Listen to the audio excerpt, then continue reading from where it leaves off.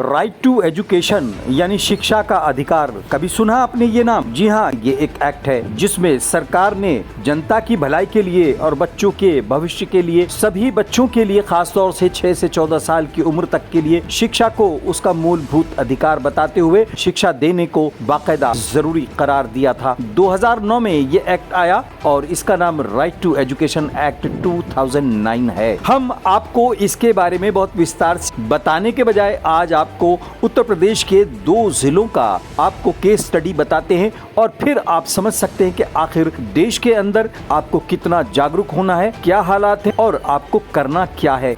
इस वीडियो को आप बेहद गंभीरता से देखें क्योंकि इससे आपको समझ में आएगा कि आखिर शिक्षा के अंदर माफिया कैसे पनपा और कैसे बड़े बड़े स्कूल ऊंची शिक्षा के नाम पर लोगों से मोटी फीस वसूलते हैं और दया भी नहीं करते। क्योंकि सच्चाई यह है कि सरकार सच्चे मन से आपकी भलाई तो चाहती है, लेकिन मशीनरी उस पर कितना अमल करती है इसको आपको ही देखना है। सबसे पहले हम आपको उस जिलाधिकारी से मिलवाते हैं जो कि सरकारी योजनाओं को लेकर न सिर्फ गंभीर है बल्कि आपके अधिकारों को आप तक पहुंचाने के लिए वो आपसे न सिर्फ अपील कर रहा है बल्कि रिक्वेस्ट कर रहा है।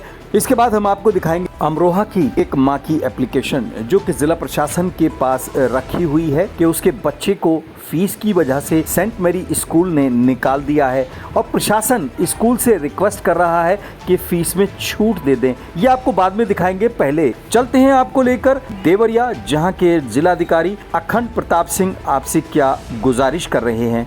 देवरिया के सभी अभिभावकों को मेरा प्रणाम। देखिए, मैं एक बहुत विशेष आग्रह के साथ आप लोगों के समक्ष प्रस्तुत हुआ हूं कि शिक्षा के अधिकार के तहत देवरिया में जो चयनित विद्यालय हैं उन विद्यालयों की संख्या लमसम 756 विद्यालय है, जिसमें कुल उपलब्ध सीटें जो हैं वो लमसम 5242 सीटें उपलब्ध हैं।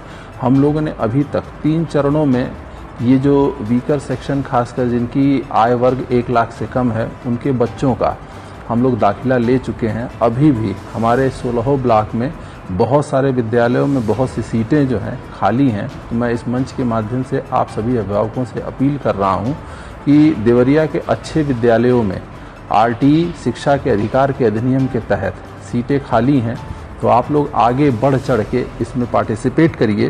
तो ये जो चतुर्थ चरण होगा इसमें आवेदन करने की जो तिथि है वो 1 जून से लेकर 20 जून तक है।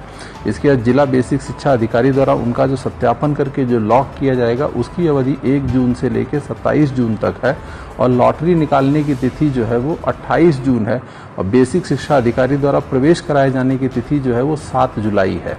तो ये एक स्वर्णिम अवसर है कि आप अपने बच्चों के सपनों को और अपने सपनों को शिक्षा के माध्यम से पूर्ण करने का एक बेहतरीन अवसर है। इसमें आइए, आगे बढ़ चढ़ के हिस्सा लीजिए और साथ ही साथ अधिक जानकारी के लिए बेसिक शिक्षा अधिकारी के कार्यालय में आप संपर्क करिए। ये तो थे उत्तर प्रदेश के एक जनपद देवरिया के जिलाधिकारी। बिल्कुल ऐसे ही एक जिलाधिकारी अमरोहा में भी मौजूद हैं। उनकी भी यही जिम्मेदारी है, उनके पास भी यही पावर्स है और उनके जनपद में भी आरटीई लागू होता है। आप इस बारे में राइट टू इंफॉर्मेशन एक्ट यानी आरटीआई के तहत जिलाधिकारी और जिला प्रशासन से पूछ सकते हैं कि अमरोहा में कुल कितने स्कूल आरटीई का पालन कर रहे हैं और पिछले 5 साल में कितने बच्चों को आरटीई के तहत सुविधाएं दी गई हैं। लेकिन अब मजबूर माँ की वो गुजारिश सुनिए जो कि जिला विद्यालय निरीक्षक अमरोहा के पास की गई और माँ ने जिला विद्यालय निरीक्षक को खुद मिलकर ये बताया कि स्कूल ने न सिर्फ उनके बच्चे का रिजल्ट रोक दिया है बल्कि आगे पढ़ाने से भी इनकार कर दिया है। एक मजबूर और गरीब माँ अधिकारी के दरबार में पहुंचती है, बाकायदा रिटिन में कंप्लेंट करती है, लेटर लिखती है। अधिकारी ने उसके खिलाफ कार्रवाई करने के बजाय उससे रिक्वेस्ट किया और बाकायदा लिखा कि शुल्क में छूट कर दी जाए। 47,000 के करीब स्कूल ने 7,000 रुपये घटाकर 40,000 रुपये का बिल फिर थमा दिया और बच्चे को एडमिशन अभी तक नहीं मिला। स्कूल ने एक बच्चे का मूलभूत अधिकार न सिर्फ छीनने की कोशिश की बल्कि उसको रिजल्ट नहीं दिया और उसको अपमानित किया। बहरहाल राइट टू एजुकेशन एक्ट पूरे देश में लागू है।